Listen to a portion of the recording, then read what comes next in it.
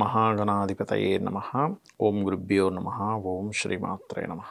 పరమేశ్వర స్వరూపమైనటువంటి జ్యోతిష, వాస్తు మరియు ఇతర అనేకమైనటువంటి శాస్త్రములను మనకు అందించినటువంటి మహర్షులకి నమస్కారం. హయగ్రీవ హయగ్రీవ హయగ్రీవేతియో వదేత్ తస్య నిస్సరతే వాణి జహ్నుకన్యా ప్రవాహవత్. అరుణాం కరుణాతరంగితాక్షీం ధృతపాశాంకుశపుష్పబాణచాపాం అనిమాదిభిరావృతాం మయూకైః అహమిత్యేవ విభావయే భవానీం. శ్రీమాత్రే నమః. ప్రేక్షకులకి ఆ లలితాంబిక అమ్మవారి యొక్క అనుగ్రహం పరిపూర్ణంగా కలగాలని మనస్ఫూర్తి కోరుకుంటూ మనం ఈరోజు ఈ లలితా సహస్రనామాలలో లలితా సహస్ర రహస్యనామాలు, ఈ యొక్క నామాల్లో ఒక్కొక్క నామాన్ని గురించి మనం తెలుసుకుంటూ ఉన్నాము. దాని యొక్క అర్థము ప్రత్యేకంగా ఏంటంటే ఏదో సహస్రనామాలు చదువుకుంటూ వెళ్ళిపోవడం కాకుండా దాని యొక్క అర్థం ఏమిటి అని ఎందుకు తెలుసుకోవాలి అంటే, దాని అర్థం తెలుసుకుంటేనే అమ్మవారు ఎవరు, ఎక్కడున్నారు, అమ్మవారి పూర్తి స్వరూపం మనకు అర్థమవుతుంది. కాబట్టి ఈ ఒక్కొక్క నామం గురించి తెలుసుకుందాం. అయితే మనం క్రిత వీడియోలో విష్ణుమాయా విలాసిని వరకు చెప్పుకున్నాం మనం. దాని తర్వాత ఇప్పుడు వచ్చేటువంటిది 341 నామం క్షేత్రస్వరూపి. క్షేత్రస్వరూపంలో ఉన్నటువంటిది అమ్మవారు. క్షేత్రము అంటే ఏమిటి అంటే, ఇక్కడ మనం క్షేత్రాలు అంటే ఏమనుకుంటామంటే పుణ్యతీర్థాలు, ఆలయాలు, క్షేత్రాలు ఇలా అనుకుంటాం. ఆ క్షేత్రం గురించి కాదు ఇక్కడ అమ్మవారు చెప్పింది. క్షేత్రం అంటే మన శరీరం కూడా క్షేత్రమే. ఈ యొక్క క్షేత్రము అనే పదము మనకి భగవద్గీతలో కూడా కనిపిస్తూ ఉంటుంది. కాబట్టి క్షేత్రస్వరూపంలో ఉండేటువంటిది అమ్మవారు. అంటే ఈ శరీరం ఏదైతే ఉందో ఇది అమ్మవారే అని చెప్తుంది శాస్త్రం. లలిత సహస్రనామాలు క్షేత్రస్వరూపి అన్నది కదా. అవునా అండి, ఇదేమిటి ప్రతి మనిషి, దీన్ని బట్టి ప్రతి ప్రాణి, ప్రతి మనిషి కూడా అమ్మవారేనా అంటే అమ్మవారే. ఎందుకంటే ఆవిడి రూపమే ఇదంతా కూడా. సో ఇక్కడ ఏమవుతుందంటే మనకు ఆలోచన విధానం మారుతూ ఉంటుంది.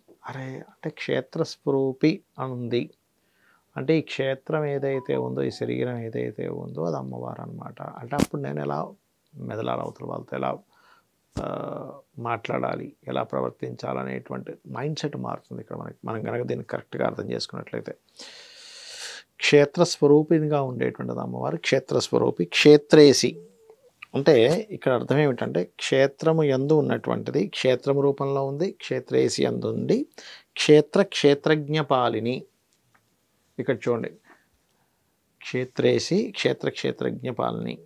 ఇక్కడ క్షేత్రస్వరూప, క్షేత్రేసి, క్షేత్రజ్ఞపాలిని అని మనం చదువుతూ ఉంటాం.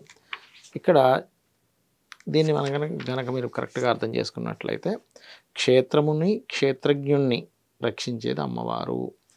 అంటే లోపల చూడండి, లోపల ఉన్నటువంటి ఆత్మ, జీవుడు ఎవరైతే ఉన్నారో జీవుడు యొక్క శరీరాన్ని, జీవుణ్ణి రక్షించేది అమ్మవారు.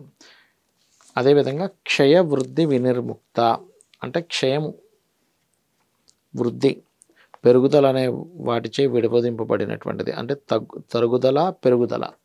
అంటే అమ్మవారికి తగ్గడం కానీ పెరగడం కానీ ఏమీ లేదు. మరి ఇక్కడ అందరికీ సందేహం కలుగుతుంది, ఏమంటే అమ్మవారే శరీరం అంటున్నారు, క్షేత్రం అంటున్నారు, ఈ క్షేత్రము మరి తరగడం పెరగడం ఉంటుంది కదా అంటే, బయట ఉండేటువంటి శరీరం తరగడం పెరగడం ఉంటుంది కానీ లోపల ఉండేటువంటి ఆత్మ ఎప్పుడు ఒకేలా ఉంటుంది కదా. దానికి ఎటువంటిది మనకి భగవద్గీతలో చెప్పినట్టుగా దానికి ఎండ చేత ఎండబడదు, నీటి చేత తడవబడదు. అదేవిధంగా దానికి ఇంకా అంటే ఎండ అనేటువంటిది లేదని చెప్తూ ఉంటారు కదా. కాబట్టి ఏంటి, ఆత్మస్వరూపమే భగవంతుడు, గుర్తుపెట్టుకోండి. అదేవిధంగా సహజంగా అమ్మవారు మనలా కాదు అనేటువంటి చెప్పడం కూడా క్షయ వృద్ధి వినిర్ముక్త అనేటువంటి నామం. అంటే క్షయ వృద్ధి వినిర్ముక్త, తరుగుదల పెరుగుదల అనేటువంటి వాటి చేత విడవేయబడినటువంటిది అమ్మవారు. సహజంగా మనకు అనుకోండి, పుట్టడము, ఉండుట, మారుట, పెరుగుట, క్షీణించుట, నశించుట అనేటువంటివి చాలా రకాలుగా ఉంటుంటాయి. కానీ అమ్మవారికి అలా ఉండదు అని చెప్పడం దీని యొక్క అర్థం అనమాట. అయితే ఎవరైనా సరే చూడండి, కొంతమంది భయపడుతూ ఉంటారు. ఏమిటి, ఒక కంపెనీ పెట్టుకున్నాం, లేకపోతే ఒక జాబ్కి వెళ్ళారు, లేకపోతే ఒక బిజినెస్ స్టార్ట్ చేశారు, ఇది ఎల్లకాలం ఇలా ఉంటుందా అంటారు కొంతమంది. లేదండి, ఇది రేపొద్దున ఎక్కడో దగ్గర డౌన్ అవుతుంది, లేకపోతే డౌన్లో ఉన్నది ఎప్పుడో దగ్గర పెరుగుతుంది. ఇది ఒక ఆశ ఉంటుంది. అంటే డౌన్లో నడుస్తున్న బిజినెస్ పెరుగుతుందని ఆశ, లేకపోతే చిన్న ఉద్యోగం చేస్తున్న వ్యక్తి పెద్దగా వెళ్తున్నాడు అని ఆశ ఉంటుంది. అక్కడి నుంచి మరలా ఇది డౌన్ఫాల్ అవుతుందేమో అనే పని మీదే ఉంటాడు మనిషి. ఆలోచన ఎప్పుడు కూడా అమ్మో ఇలా ఉన్నాను, ఇప్పుడు మంచి పోస్ట్‌లో ఉన్నాను, ఈ పోస్ట్ ఎంతకాలం, రేపొద్దున్న ఈ పోస్ట్ నుంచి నేను తొలగిపోవాల్సి వస్తుందేమో, అదేవిధంగా ఇప్పుడు ఇంత పెద్ద బిజినెస్ చేస్తున్నాను, ఈ బిజినెస్ ఎంతకాలం ఇలా సాగుతుంది, రేపొద్దున ఇంకేదైనా మారుతూ ఉంటుంది సొసైటీ, అప్పుడు ఇంకేదైనా మార్పు వస్తుందేమో అని భయపడుతూ ఉంటారు మనుషులు. కానీ ఇక్కడ మీరు అర్థం చేసుకోవాల్సింది ఏంటంటే అది సత్యము అని గ్రహించేటువంటి తెలివితేటలు, అంటే ఆ యొక్క ఆలోచన విధానం, ఇది సత్యం, మార్పు అనేది సహజమైనటువంటి ఆలోచన విధానము. మరియు ఆ మార్పు మారుతున్న కొద్దీ, మీరు ఒకటి గుర్తుపెట్టుకోండి, మార్పు సహజం, కానీ ఈ జీవుడు మారుతున్న కొద్దీ జ్ఞానాన్ని పెంచుకుంటూ వెళ్ళాలి. మారుతున్న దాన్ని చూసి భయపడుతూనో లేకపోతే అయ్యో మారిపోతున్న దిగులు చెందడమో కాదు.